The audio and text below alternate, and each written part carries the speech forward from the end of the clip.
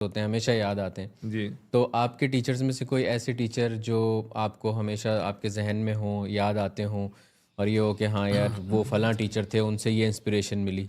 अब्दुल गफ़ूर साहब हमारे मरहूम टीचर थे माशाल्लाह। वो जमात इस्लामी से भी बिलॉन्ग करते थे। He was very dedicated teacher.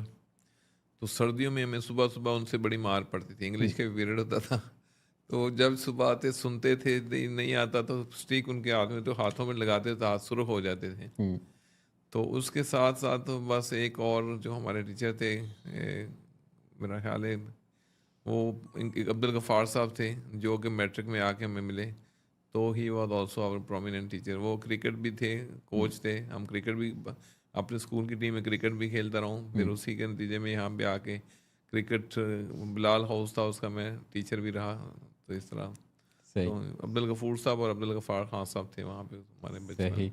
सही। सर कोई सा ऐसा आपकी लाइफ़ का मोमेंट जो कि बहुत डिफ़िकल्ट हो बीइंग टीचर और जिसको बहुत मुश्किल से आपने टैकल किया हो? नहीं, अल्हम्दुलिल्लाह मैं नहीं समझता कि कभी बहुत मुश्किल में फँस गया हूँ, ऐसा नहीं हुआ हुँ, अल्हम्दुलिल्लाह। जब भी कोई पोज़ीशन कोई मामला आया ना, तो निपट लिया है अल्हम्दुलिल्लाह। सही।